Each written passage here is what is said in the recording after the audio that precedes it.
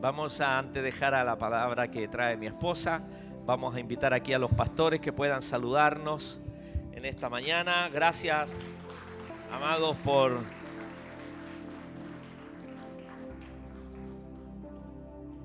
compartir junto a nosotros, que siempre es una bendición. No es primera vez, ya varias veces, 3 veces ya con esta. Así que la primera vez fue el 2019 y bueno, les dejo. Muy buenas tardes a todos nuestros hermanos, a todos en realidad. Muchas gracias por acogernos, por invitarnos. Nos sentimos muy bendecidos de estar en este lugar. Gracias realmente por su cariño, su afecto. Conocí a varios de ustedes mientras se desarrollaba la reunión y fue un buen tiempo de intercesión. La verdad que me llevo una carga importante por algunas personas. Así que les bendigo, que sean ricamente prosperados en este año que queda y que todo lo que venga por delante, el Señor es nuestro sustento, nuestro socorro, nuestra ayuda. Así que no mire su circunstancia, mire lo que está delante de usted y el Señor con nosotros. Amén. Gracias. Buenos días, iglesia, Monte Oreb y Comunidad Ágape. Solamente quiero señalar lo siguiente. En el área espiritual, cuando uno confiesa el nombre del Señor, se provocan cosas, se provoca libertad. Cuando uno nombra el nombre del Señor, hay sanidad, hay restauración. Entonces, con el grupo que yo estuve, y además quiero felicitar la idea de esa dinámica de oración, yo escuché a los hermanos, y no sé si aconteció el otro grupo, que pudieron decir cosas de su interior, cosas que solamente no lo decimos con gente extraña, lo decimos con gente de grados de confianza. Y me llevé la linda sorpresa que los hermanos que estuvieron ahí fueron capaces de indicar cosas que pueden estar muy guardadas y que solamente Dios las conoce. Entonces, esas 3 personas y 4 personas que estuvimos ahí, inclusive las mías, yo también me llevo una carga para seguir orando por Bernardo, Sofía y Angelina. Yo las llevo acá. Entonces creemos que Dios hizo algo hoy día y empezó una liberación de cosas que regularmente tienen que ver con el temperamento, con el carácter.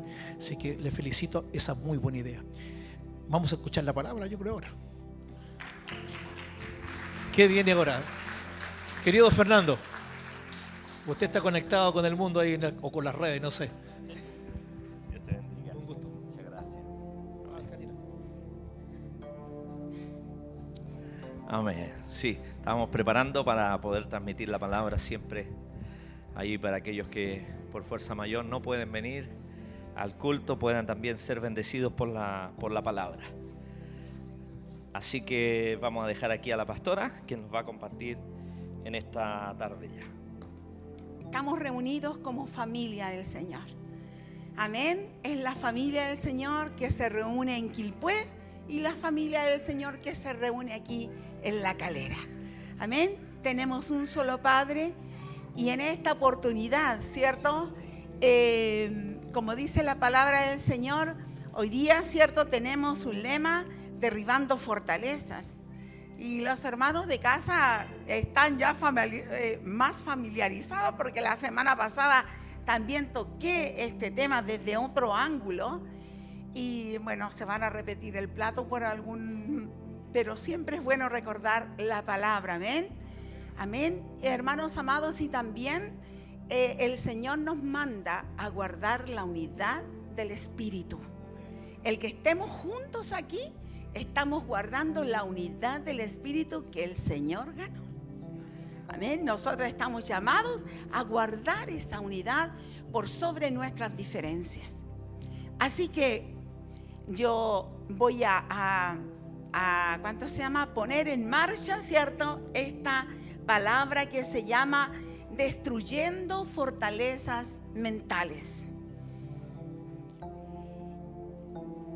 existe, hermanos amados, una lucha interna, un conflicto interno entre lo que somos en Cristo y lo que pensamos.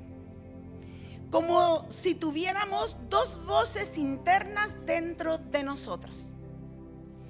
En esencia, el conflicto interno se centra en una tensión constante, porque todos los días nosotros tenemos una guerra sin cuartel o una batalla sin cuartel, una tensión constante entre ¿qué? Entre nuestra nueva identidad espiritual y nuestros patrones de pensamientos arraigados, contrarios a esta nueva identidad. Entonces, existe este conflicto interno debido a que cohabitan dos naturalezas dentro de nosotros. Cuando recibimos a Jesucristo como Señor y Salvador, teníamos primero una sola naturaleza, la que nos llevaba solo a pecar, y estaba, ¿cierto? Y el mundo está bajo el control de esa naturaleza. Pero cuando Cristo llega, ¿cierto?, a nuestros corazones, rompe el control de la naturaleza y entra dentro de nosotros y nos da una nueva naturaleza. Entonces, tenemos nosotros una nueva identidad en Cristo. Juan capítulo 3 está hablando Jesús a Nicodemo y le dice que debe nacer de nuevo, porque si no, no verá el reino y no entrará al reino. Esta nueva identidad no es de tipo física, no es que va a volver a ponerse en el vientre de la mamá y va a generarse un nacimiento físico. Este nacimiento es de tipo espiritual. Tenemos entonces una nueva identidad espiritual. Por un lado, ¿qué nos dice el Señor a nosotros? Esto nos dice, cuando ingresamos al reino, por un lado somos declarados justos. Esto es lo que dice el Señor. Estas son características de la nueva naturaleza. El Señor nos declara justos, santos y amados por Dios a través de nuestra fe en Jesucristo. Justificados pues por la fe, tenemos paz para con Dios por medio de nuestro Señor Jesucristo, que es nuestra nueva identidad espiritual. Es decir, esa nueva identidad espiritual habla de quiénes somos. ¿Quién soy yo en el ámbito espiritual a los ojos de Dios? Además, ¿cierto? También esta nueva identidad espiritual nos dice que tenemos al Espíritu Santo, que al ingresar al cuerpo de Cristo nos selló. El Señor con su Santo Espíritu nos dice: tú eres mi propiedad. El Espíritu Santo morando en nosotros, dándonos, ¿para qué? Dándonos poder y habilitándonos para vivir de acuerdo con esa nueva naturaleza. Porque la palabra del Señor en Juan 15:5: separado de mí nada podéis hacer. El Espíritu Santo entra para habilitarme a reaccionar en el Espíritu. No es un adorno. No podemos sin la obra del Espíritu Santo provocando el querer como el hacer, como lo hace su Santo Espíritu en nosotros. En Romanos 6:6 dice: sabemos, y esto es importante, Romanos 6:6, que nuestro antiguo ser pecaminoso fue crucificado con Cristo. Gloria al Señor. Que el pecado, dice, para que el pecado perdiera su poder en nuestras vidas. Dice la palabra del Señor en Colosenses que Él tomó el acta de nuestros pecados y la crucificó. Crucificó todo pecado que hayamos cometido antes de conocer a Cristo, y también los que vamos a cometer, porque aún la naturaleza divina peca. No practicamos el pecado, pero debemos entender que aún hay concupiscencias dentro de nuestro corazón. Es decir, la carne, aunque está rota la ligadura, todavía cohabita con la naturaleza espiritual, y estas dos se oponen. Para que dice la palabra del Señor que fue crucificada esta naturaleza pecaminosa para que el pecado perdiera su poder en nuestras vidas. El pecado, hermanos amados, perdió el poder en nuestras vidas. Ya no es un amo. Romanos 6, ya no es amo el pecado. No me controla. No puede controlarme. Y estas verdades yo tengo que recepcionarlas. Yo tengo que aceptarlas. No me controla el pecado. Por otro lado, ¿cierto? Nosotros arrastramos nuestra vieja manera de pensar, moldeada por el mundo, por nuestras experiencias pasadas y por nuestra naturaleza pecaminosa. Y estos pensamientos pueden ser de qué: dudas, inseguridad, miedos, lujurias, orgullo, crítica, autocompasión, crítica excesiva. No soy suficientemente bueno, soy un fracaso, somos catastróficos, esto va a salir mal, vamos a decir, esto va a ser un desastre. Estos pensamientos abordan en cuanto a la naturaleza antigua, pensamientos polarizados, todo o nada. Si no es perfecto, entonces es un desastre. Nosotros también esa naturaleza con los pensamientos filtrando mentalmente, enfocándonos solo en lo negativo. Estos son ejemplos. Sí me felicitaron, pero solamente lo hicieron por compasión.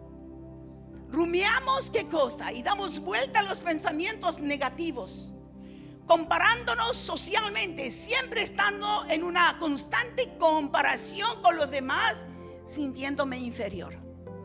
Esa es la naturaleza natural, pecaminosa. Y por supuesto que en Gálatas 5:17 dice que la naturaleza pecaminosa desea hacer el mal, que es precisamente lo contrario a lo que quiere el Espíritu. Dice, y el Espíritu nos da esos deseos que se oponen a esta naturaleza pecaminosa. Estas dos fuerzas luchan constantemente entre ellas, entre sí. El Espíritu Santo nos guía y ya no estamos obligados a seguir la naturaleza pecaminosa. Estas son buenas noticias. Cuando ustedes y yo siguen los deseos, dice la palabra en el verso 19, los deseos de la naturaleza pecaminosa, los resultados son más que claros. Cuando nosotros continuamos oyendo en estas dos fuerzas que están dentro de nuestro interior, entendiendo que la naturaleza pecaminosa ya fue rota, él ya no me controla, pero cuando yo alimento solamente esos pensamientos, va a tomar fuerza. Aunque esté rota, va a tomar fuerza. Amén. Hermanos amados, ¿y qué se va a manifestar en nosotros? Los resultados son inmoralidad sexual, impurezas, pasiones sexuales, idolatría, hechicería, hostilidad, peleas, celos, arrebatos, ambiciones egoístas, discordias, divisiones, envidias, borracheras, fiestas desenfrenadas y otros pecados parecidos. Permítanme decirle, dice el apóstol Pablo, que los que practican tales cosas no heredarán el reino de los cielos. ¿Cierto? Y ahí tenemos la ilustración en Santiago 1, 14, 15 que nos está diciendo que esta naturaleza es tan vil que cuando uno es tentado, dice, no diga que es tentado de Dios, que es que Dios me tentó. No. Satanás tienta, pero Satanás no te obliga, no me obliga. Satanás tienta porque sabe mi talón de Aquiles, sabe mi concupiscencia, sabe el área donde yo soy débil. Él me va a poner una trampa, él va a ponerme un cebo, igual que ponemos queso al ratón porque el ratón le gusta el queso y va hacia allá, y Satanás comienza a traerme, me muestra. ¿Y qué hace que yo vaya hacia él? El que yo tengo una tendencia hacia esa trampa, hacia ese cebo.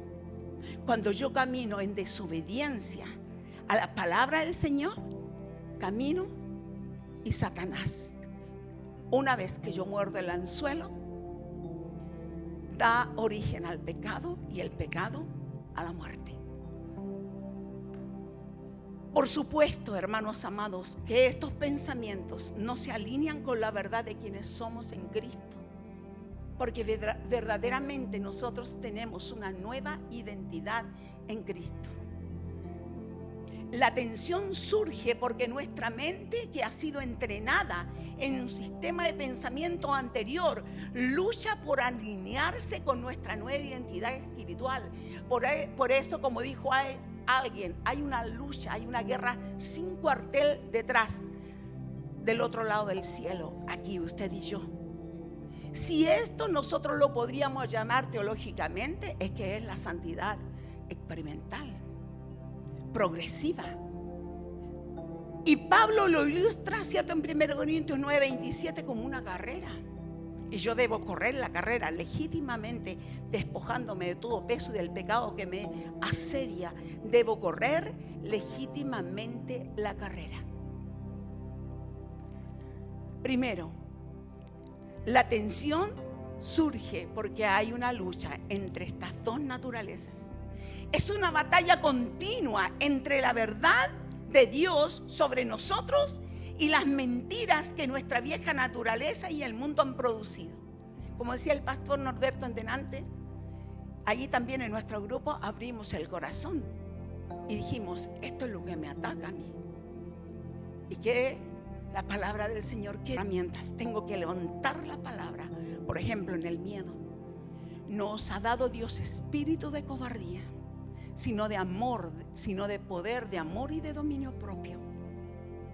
Hoy día, en esta tensión, no es algo inusual en el Hijo del Señor, en el creyente. No solo le pasa a usted, me pasa a mí, le pasa a mi esposo que es pastor, le pasa a los pastores. Todos tenemos una lucha interna contra nuestra carne. Entonces, hoy vamos a nos encontramos ante una decisión fundamental. ¿Seguiremos siendo la versión limitada de nosotros mismos? ¿O nos atreveremos a crucificar esta vieja naturaleza, de esta vieja manera de pensar que nos mantiene atrapados? La vieja manera de pensar es la que nos tiene atrapados. Entonces, hoy día el Señor, la Biblia nos habla de herramientas espirituales para derribar fortalezas mentales y argumentos falsos. Y en eso está basada esta confraternidad. En 2 Corintios 10:3-5 dice, pues aunque andamos en la carne, no militamos según la carne, porque las armas de nuestra milicia no son carnales, sino poderosas en Dios para la destrucción de fortalezas, derribando argumentos y toda altivez que se levanta contra el conocimiento de Dios y llevando cautivo todo pensamiento a la obediencia a Cristo. Usted sabe que el contexto histórico que tiene 2 Corintios 10:3 es porque había un conflicto interno allí en la iglesia de Corinto y con Pablo. Los falsos maestros, cierto, dudaban del mensaje de la autoridad y del apostolado del apóstol Pablo. Pero el apóstol Pablo, criticándolo en el versículo, en el capítulo 10:10, le dice, tú por carta eres severo, tú por carta eres arrogante, severo, pero, como decir así, pero en presencia tú eres como un gatito que no hace nada. O sea, el apóstol Pablo tenía tremendo conflicto con la iglesia de Corinto. Pero el apóstol Pablo le dice, mis armas, yo no voy a combatir con armamentos físicos. Mis armas, le dice el apóstol Pablo, son las verdades del evangelio que transforman las mentes y los corazones. De esa forma se defiende. Ahora, es el contexto histórico de este versículo. ¿Qué significan las fortalezas mentales del razonamiento humano y los argumentos falsos? Definición de fortalezas mentales. Se refiere a patrones de pensamientos arraigados, filosofías mundanas. Es que el mundo lo hace así. En delante el hermano que estaba, Carlos, dijo algo importante. Es que sabe que se ha diluido tanto el evangelio para que la gente no se vaya, entonces mejor no hablamos de pecado. Esa iglesia no es verdadera.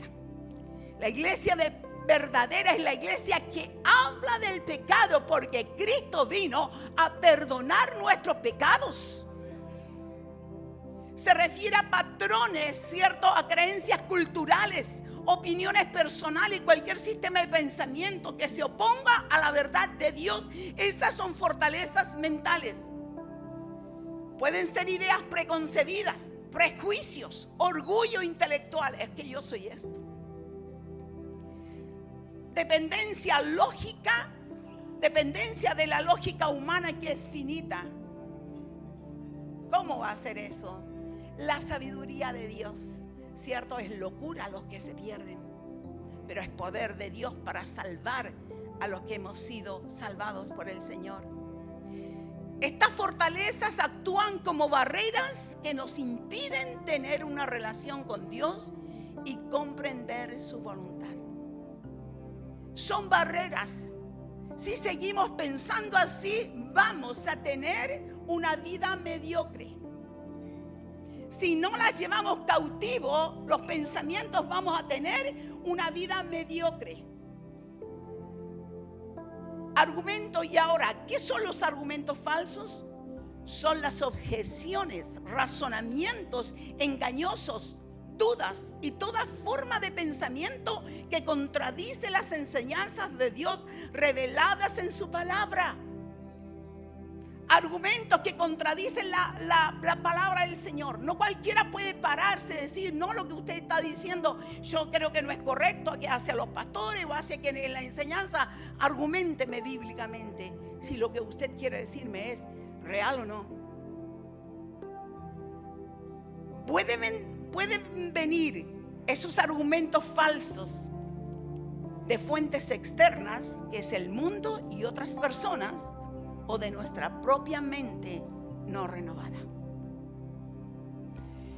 Cuando nosotros no permitimos que el Señor renueve el espíritu de nuestra mente, dice, renovaos, dice Efesios, en el espíritu de vuestra mente.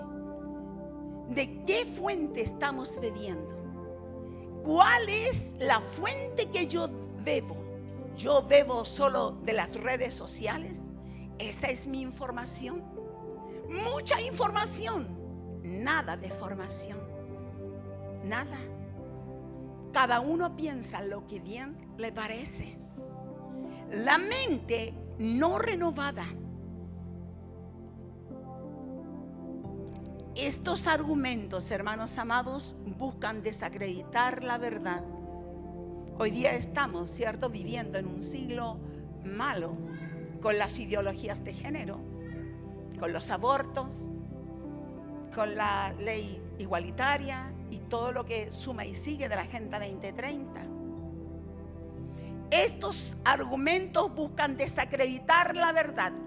En el día de ayer, anteayer, el día viernes, salió que las matronas estaban haciendo, ¿cierto?, una protesta, porque ya un proceso de aborto no es una urgencia.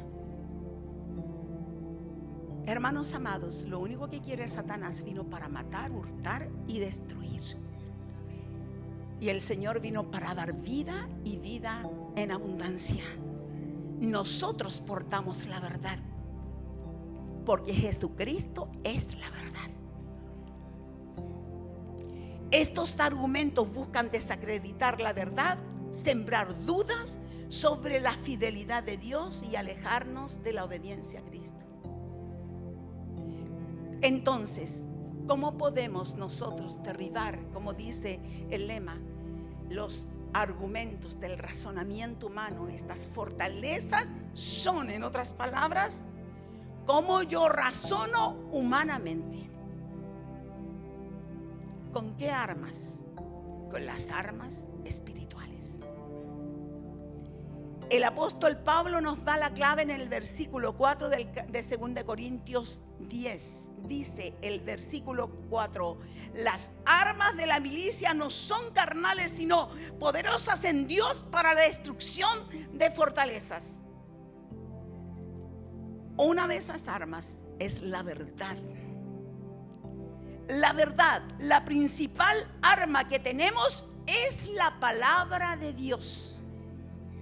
Hebreos 4:12. Esto me parte, me quiebra 10,000 veces. Porque la palabra de Dios es viva y eficaz, y más cortante que toda espada de 2 filos, y penetra hasta partir el alma y el espíritu, las coyunturas y los tuétanos, y discierne los pensamientos y las intenciones del corazón, y no hay cosa creada que no sea manifiesta en su presencia. Antes bien, todas las cosas están desnudas, abiertas a los ojos de aquel a quien tenemos que dar cuenta. Esta palabra es la misma persona de Jesucristo. Es el logo. Es una palabra distinto que yo le digo que le vaya a ir bien. Cuando yo cito una palabra, todo lo puedo en Cristo que me fortalece. Palabra del Señor, literalmente. Porque es viva. ¿Qué significa que es viva? Implica que la palabra de Dios no es estática ni muerta, sino que tiene vitalidad y energía y relevancia continua. La palabra del Señor tiene un poder inherente. La palabra de Dios tiene un poder asociado en sí misma. La palabra de Dios es poder, es dunamis, es poder en potencia. Santo es el nombre del Señor. Hay dinamita dentro de nosotros, hay poder, dice la palabra del Señor en Efesios. Hay dunamis, el poder de Dios, que es el Espíritu Santo, está dentro de nosotros. Tiene relevancia continua. Es tan relevante hoy como lo fue cuando se escribió. Es activa. Significa que la palabra de Dios, ¿por qué es activa? Porque es eficaz, poderosa y capaz de producir un efecto. La palabra de Dios tiene capacidad para producir un efecto. En delante se citaba Santiago 5. Claro que sí, que la oración eficaz del justo puede mucho. Yo generalmente usted me ve saltando acá, pero más rato puedo estar parada, detenida, paralizada en cama por las secuelas del tétano. Pero a mí no me va a importar eso, porque yo sé que el Señor, mi Redentor, vive y volverá a darme fuerzas y me volveré a parar. Él es soberano, puede sanarme como puede dejármelo como un aguijoncito. Gloria al Señor. La palabra de Dios no es pasiva, sino que obra y transforma a quienes la reciben. En delante hablábamos de una de las fortalezas, los miedos, cuando nos abordan los miedos. Y la palabra de Dios, cuando nos abordan los miedos, la palabra del Señor es levantada y dice: no os he dado espíritu de cobardía, sino de amor, de poder, de dominio propio. Esa palabra viene a nutrir mi ser interior, nuestro ser interior. Cuando la palabra del Señor también dice que la paz os dejo, mi paz os doy, no la doy como el mundo la da. No se turbe vuestro corazón ni tenga miedo. Esa palabra viene y se encarna dentro de nosotros. No es pasiva, obra, transforma y también sana, porque la palabra de Dios es medicina a nuestro cuerpo. Santo es el Señor. Es más cortante que cualquier espada de 2 filos. Esta es una metáfora que ilustra la capacidad de la palabra de Dios para penetrar profundamente. Cuando el Señor me visitó, cuando yo estaba en la clínica con una parálisis total, sentía que me quemaba totalmente, literalmente yo estaba quemándome, porque el tétano es quemarse, es punzante, te quema. El Espíritu Santo, antes que yo entrara a pabellón, me visita y me dice: tú quieres que yo te sane, pero fíjate que yo tengo preparado algo tan grande para ti, que yo me preocupe más, no solo de lo físico, sino que si tu corazón deja de latir, yo tengo tu vida conmigo. Yo le dije no a mi hijo para decirte sí a ti. el poder del Espíritu Santo fue tan grande sobre mí, comencé yo a llorar y a fijarme en el dolor, en el Getsemaní de Él, de que Él había dado su vida en inocencia por mí, para que cuando yo estaba en momentos de riesgo, Él me socorrería. Así fue. Terminada la intervención, y usted ya lo sabe, yo estaba contenta porque me drenaron todo en el tremendo. Tenía todo carcomido el tobillo, y yo estaba contenta, con mucho dolor, con parálisis todavía, parálisis, hermanos. Era un bulto.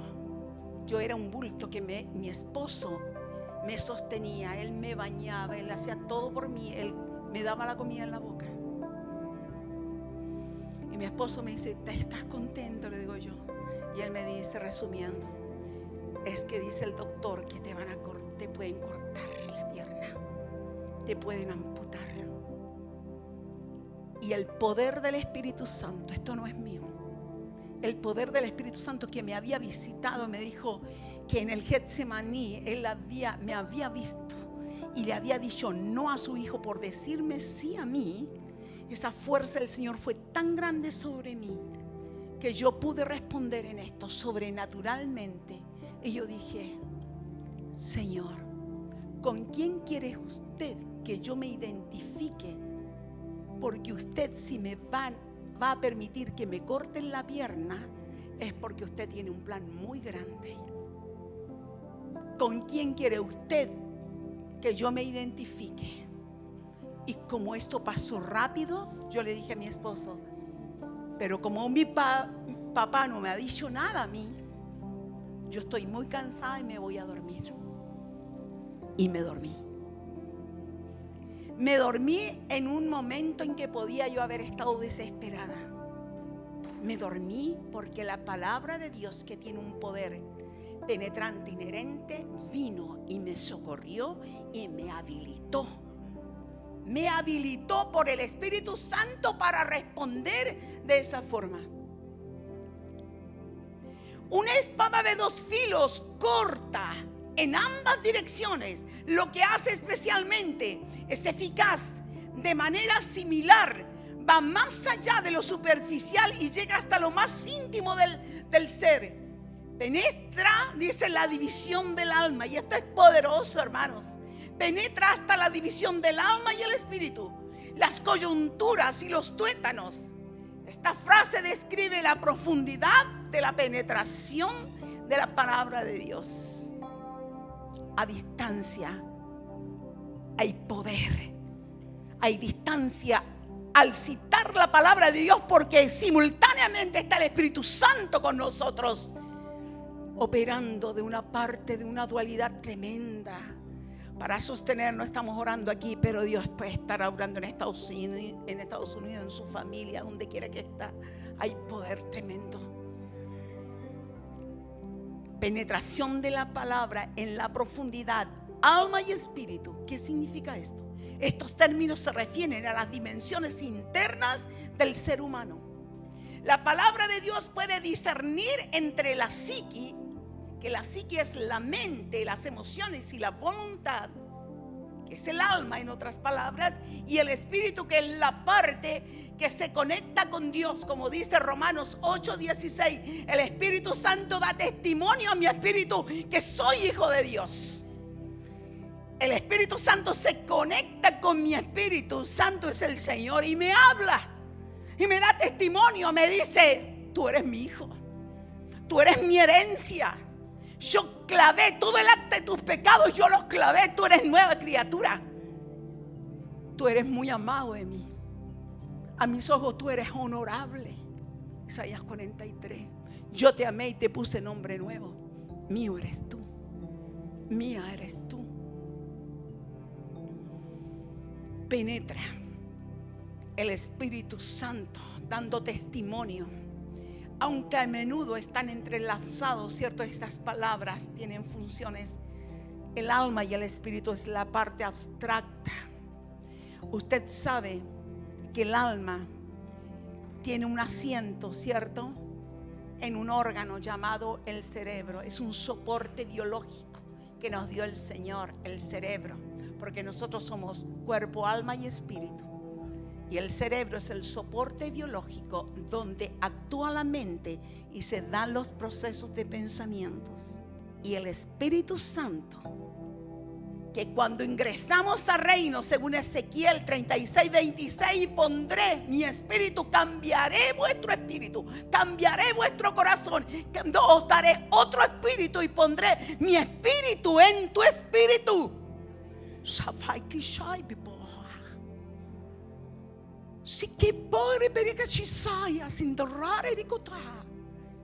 Es el Espíritu Santo quien habla a mi espíritu y me está diciendo: tú eres mi hijo. Yo te amé y te puse nombre nuevo, mío eres tú. Penetra coyunturas y tuétanos. Esta es otra metáfora que enfatiza la capacidad de la palabra para llegar a lo más profundo y esencial del ser. Está tocando la biología hasta la médula espinal, donde se transmiten los impulsos nerviosos y actúa como una autopista de información entre el cerebro y el resto del cuerpo. Está el poder, es precioso. Es capaz de discernir los pensamientos, la palabra del Señor y las intenciones del corazón. Espíritu de sabiduría, de revelación, el conocimiento del Hijo de Dios. Discernimiento, un don. Puedo fijarme si estoy. Un día le dije a una persona que muchos años salió de la iglesia, no está. Yo sé cuando Satanás se siente en la banca. Yo sé cuando Satanás se siente en la banca. Capaz de discernir pensamientos y las intenciones del corazón. La palabra de Dios tiene la capacidad de juzgar, de diagnosticar. Por sus frutos los conoceréis. Exponer, revelar los pensamientos más íntimos y las motivaciones ocultas del corazón humano. No hay nada escondido de su palabra. Discernador, revela la verdad profunda sobre nosotros mismos y nos confronta con la verdad de Dios. Me dice: tú dices que eres esto, pero esto eres tú. ¿Sabe cómo nos define el Señor en Proverbios? Como 3 palabras: así como tú piensas, tú eres. Así nos dice, nada más. Según tú piensas, eso tú eres. Aunque tú hagas cosas, eso tú no eres. Tú puedes dar la apariencia, puedes servir, puedes hacer todo, pero lo que tú verdaderamente eres, tu identidad, es lo que tú piensas. Su poder transformador. Las motivaciones ocultas del corazón son reveladas. No hay nada escondido de su poder. Revela la verdad profunda sobre nosotros mismos y nos confronta la verdad de Dios. Su poder transformador radica o reside en su capacidad para penetrar más allá de lo superficial y llega al núcleo de nuestro ser. Yo digo: papá, muéstrame, háblame, te escucho y espero.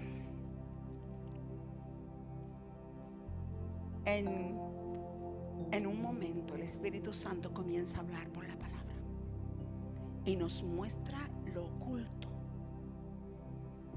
las motivaciones, la mención del poder penetrante de la palabra de Dios. Sirve como recordatorio de que Dios conoce nuestros corazones y seremos juzgados por nuestras actitudes hacia su palabra. ¿Por qué? Porque ¿cuál es la actitud frente a la palabra cuando nos alumbra? La unido a la palabra, como le he dicho, está la obra del Espíritu Santo. ¿Qué hace el Espíritu Santo? Trabaja en la raíz de nuestros pensamientos. Aquí es donde el Espíritu Santo comienza su obra. No en la superficie de nuestro comportamiento. Yo aquí, y yo creo que todos tenemos una aureola en la cabeza hoy día. Todos somos, pero nos vemos muy santos, muy reyes. Pero en la raíz de nuestros pensamientos es donde va a escudriñar el Espíritu Santo. El verdadero cambio no comienza cuando hacemos cosas nuevas, sino cuando dejamos de pensar como antes. El desafío es ese: dejar de pensar como antes. ¿Cómo? ¿Cierto? ¿Qué debemos hacer entonces? Nosotros debemos tener una rendición diaria a la voluntad de Dios. No es que no me interesa esto, es que estoy dentro del reino y yo soy hijo del Señor. Voy a rendirme diariamente a su voluntad, que venga a su reino, que se haga su voluntad. Es un acto de quitar máscaras y ser auténtico. Quitar máscaras. Esto es lo que soy. Auténtico, porque al corazón contrito y humillado no despreciará el Señor.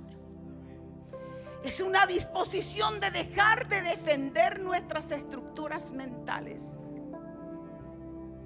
Es que yo tengo muchas excusas. Es un acto de sentarnos en silencio y decirle a Dios: ya no quiero seguir justificando esta mentalidad.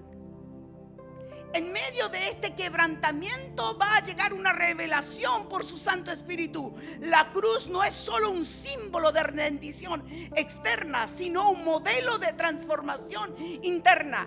No solo fue un lugar donde Cristo murió, sino el lugar donde debe morir nuestra vieja forma de pensar, tales como: cada pensamiento que no esté alineado con la verdad debe ser clavado en la cruz.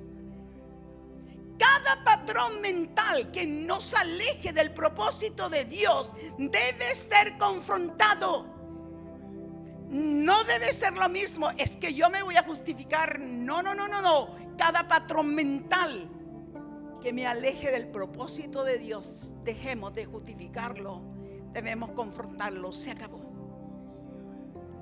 No te sigas excusando, no dice el Señor. Cada narrativa interna que nos mantiene atados debe ser desmantelada.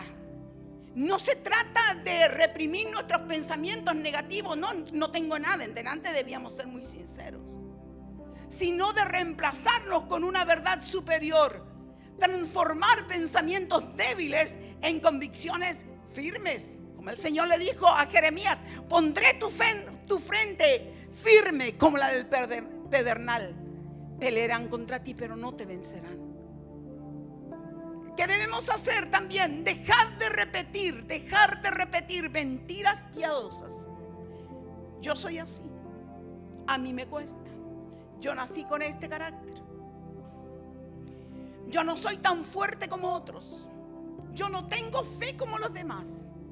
Etcétera, etcétera. Cada vez que hablamos así, nuestra mente vieja sigue viva. Nuestra voz de derrota sigue siendo más fuerte que Dios. Mientras esto persista, podemos ir a la iglesia, leer la Biblia, incluso predicar, pero no habrá una verdadera palingenesia, palabra griega que indica la regeneración total, una nueva naturaleza. Juan capítulo 3. Palingenesia significa volver al inicio. Es como que usted está viendo una película en el canal y es cierto, y ya está por terminar y dice: yo está por terminar y ha avanzado tanto, y usted cambia el canal y está comenzando la película, la misma. Eso es lo que hace el Señor. Mi vida ya estaba totalmente dañada, pero el poder de Dios, el nuevo nacimiento, hace que me vuelva al inicio. Palingenesia significa volver al inicio. reseteado completamente, puesto el Espíritu Santo dentro de nosotros. Nacer de nuevo no es una doctrina solamente, sino un desgarro interno, una ruptura con lo anterior, un cambio radical frente al pecado. Romanos 6:7. Sabemos que nuestro antiguo ser, esto debemos aprenderlo de memoria, sabemos que nuestro antiguo ser pecaminoso fue crucificado con Cristo para que el pecado perdiera su poder en nuestras vidas. Ya no somos esclavos del pecado, pues cuando morimos con Cristo fuimos libertados del poder del pecado. Esto es la verdad. Esto es verdad. ¿Qué debemos hacer? Entonces, algo práctico. Quiero resumir. Debemos confrontar nuestros pensamientos normalizados. Es que todo el mundo piensa así. Los hijos de Dios, no. No importa cuántos mensajes escuches, si no estamos dispuestos a confrontar nuestros pensamientos que hemos normalizado, vamos a seguir girando en círculo, como en el libro de los jueces. 14 jueces, circuito repetitivo, lo mismo. Número 2, elige la fe sobre la comodidad. La mente vieja siempre buscará la comodidad de lo conocido, aunque duela, porque prefiere lo familiar a lo incierto. Pero la fe te lleva a pensar diferente, a pensar como alguien que no depende de lo que ve, sino de lo que cree. Hebreos 11, todo el capítulo 11 de Hebreos. Cuando dice la palabra del Señor, por la fe apagaron fuegos impetuosos, por la fe taparon bocas de leones, por la fe hicieron huir ejércitos extranjeros. Y esta me parte, y por la fe sacaron fuerzas de debilidad y se hicieron fuertes en batalla. Es por la fe. ¿Qué más debe haber en nosotros? Humildad. Humildad. El orgullo es una gran fortaleza mental que nos impide reconocer nuestra necesidad de Dios y aceptar su verdad. El Señor dice que al orgulloso lo mira de lejos. Al soberbio lo tiene allá, pero da gracia al humilde. ¿Qué le parece a David, conforme al corazón de Dios, con todo lo que hizo? Porque se humilló. Se humilló. Debemos cultivar la humildad, reconociendo que la sabiduría de Dios es superior a la nuestra. En 1 Corintios 1:25, porque lo insensato de Dios es más sabio que la de los hombres, y lo débil de Dios es más fuerte que los hombres. ¿Y qué más debemos hacer? Número 4, enfocarnos en la identidad con Cristo y no enfocarnos desde nuestra historia. La historia. El pastor, mi esposo, hablaba en el desayuno de matrimonios, que no debemos ser historiadoras. Las mujeres generalmente somos muy historiadoras. Tenemos un cerebro el cual grabamos cada detalle, pero ninguno de nosotros debe recordar. Si recuerdo hacia atrás, es porque sé que Cristo me ha perdonado y voy a dar testimonio de lo que ha hecho. Enfocarse en nuestra identidad con Cristo. Adoptar la perspectiva de Jeremías 29. Enfócate en el futuro que Dios tiene para ti, en lugar de quedarte atado a las limitaciones del pasado. Estoy en el 5.º punto y dice: razona desde la verdad y no desde la emoción.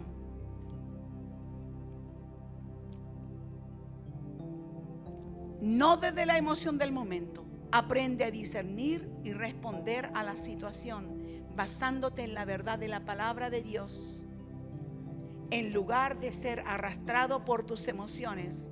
Cuando los que nos gusta la biología, el secuestro de la amígdala, la inmadurez. Gritamos, no, como niños que necesitamos leche espiritual.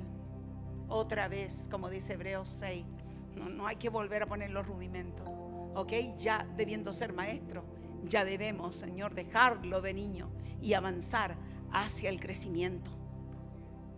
Jesús es un ejemplo en el desierto, en Mateo 4:3, que la tentación, cierto, de su identidad fue manifiesta. Satanás tentó la identidad de nuestro Dios. Si eres hijo de Dios, ¿qué buscaba?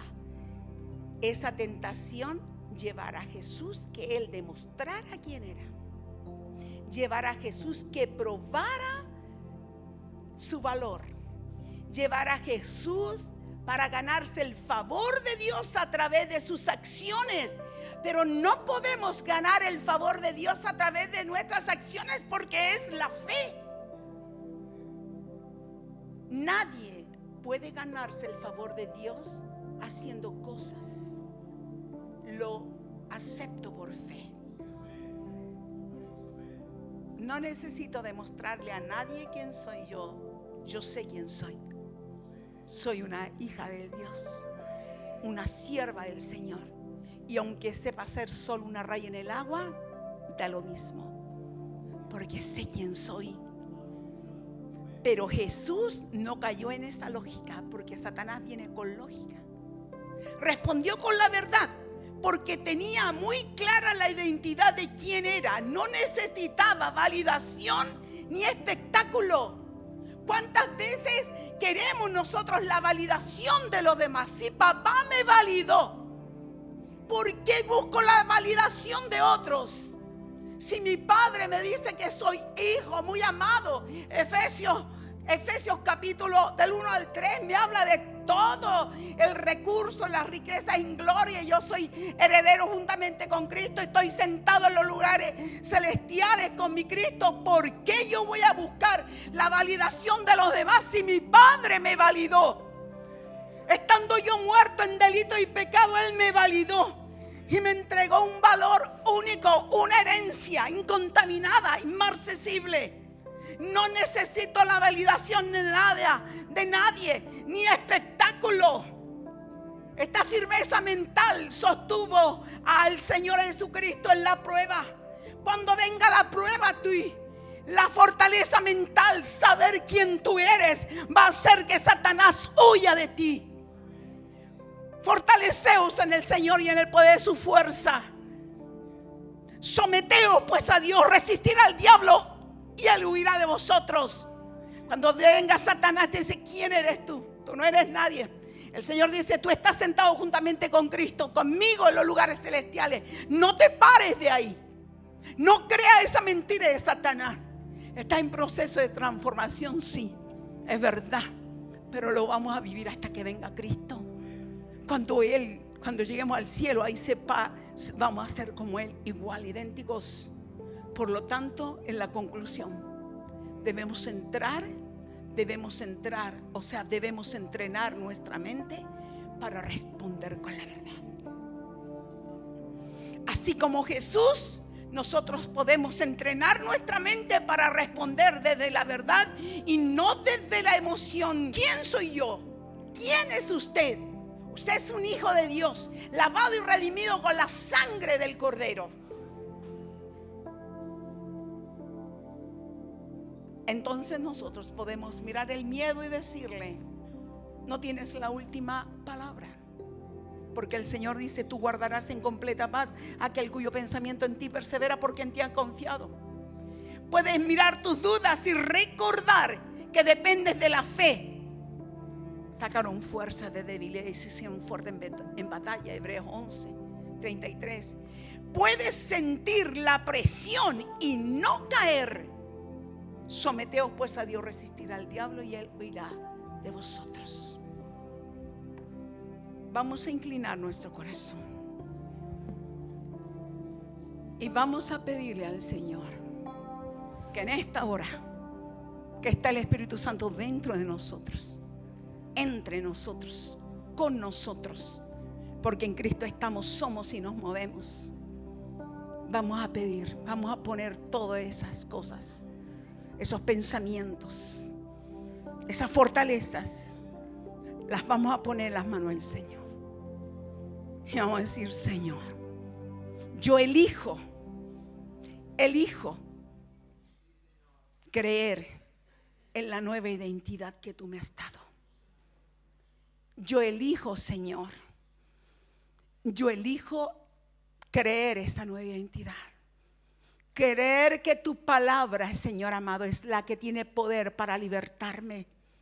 Poder creer, Señor, que el Espíritu Santo está dentro de mí para habilitarme para responder en el Espíritu. Me paro en fe y digo: basta, basta, no más. Decido creer a la palabra del Señor. En esta hora, Señor, pongo todas mis fortalezas en tus manos, y por la fe en Cristo las llevo cautivo, dígale usted, a la obediencia a Cristo. Yo renuncio, Señor, dígale. Yo renuncio en mi corazón a pensar como la vieja naturaleza. Yo me levanto y elijo tomar la verdad como una espada que va a defenderme. Elijo destruir en el poder del Espíritu Santo, por la palabra, las mentiras que Satanás ha puesto desde que soy niño. Olvidando, dice el Señor, ciertamente lo que queda atrás. Esta es la orden de Dios. Olvidando ciertamente lo que queda atrás y proyectándome hacia lo que está delante, prosigo a la meta, al premio del supremo llamamiento de Dios en Cristo Jesús. Dígale: y ahora, Señor, declaro que con Cristo estoy juntamente crucificado, que esa naturaleza vieja está crucificada en el madero de la cruz. Declaro que mi naturaleza vieja ya no vive, ya no vivo yo, sino más vive Cristo en mí. Y lo que ahora vivo en el día a día, en la carne, lo vivo en la fe del Hijo de Dios. La carne en este contexto, entendiendo en el día a día, lo vivo confiando que papá provocará y producirá los cambios en mi vida. No es mi quehacer, no es cuanto yo me esfuerzo, es mi fe en el sacrificio de Cristo que borra los pecados. Si los pecados fueran rojos como la grana, vendrán a ser como la blanca lana. Si son rojos como el carmesí, vendrán a ser como la blanca nieve. Si quisierais y oyereis, comeréis del bien de la tierra. Pero no, si no quisierais, te toca elegir a ti, seréis consumido a espada. Pero papá tiene la mesa servida. Ponte en pie en esta hora y dile: levanta tu mano de ahí. Ponte en pie en esa banca. Ponte en pie, hermano amado, y levanta tu mano en una señal de rendición. A que nos rendimos todos. Yo me rindo al señorío de Cristo ahora mismo. Santo es tu nombre. Llena, Espíritu Santo. Llena, llena. Tu pueblo está humillado delante de ti. Estamos humillados y reconocemos que el arma poderosa es la verdad tuya. Aleluya. Santo es tu nombre. Si confesamos nuestros pecados, Él es fiel y justo para perdonarnos y limpiarnos de toda maldad. Por la fe somos libres. Dígale al Señor: soy libre, soy perdonado en el nombre de Jesús. Aleluya.